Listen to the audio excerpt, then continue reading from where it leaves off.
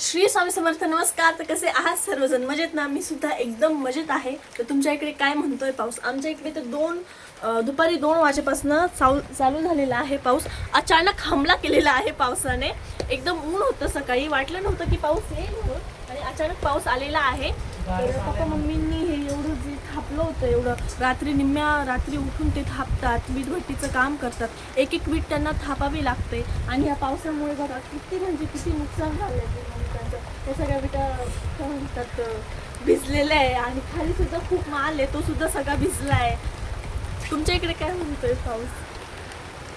तर बघा गारा सुद्धा पडलाय मगाशी खूप.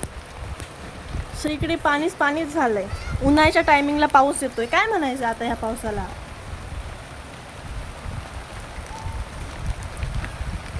एवढी सगळं कागदाने झाकलंय, आम्हीच झाकलंय. तेही खूप हाल होतात अचानक असा पाऊस आला की.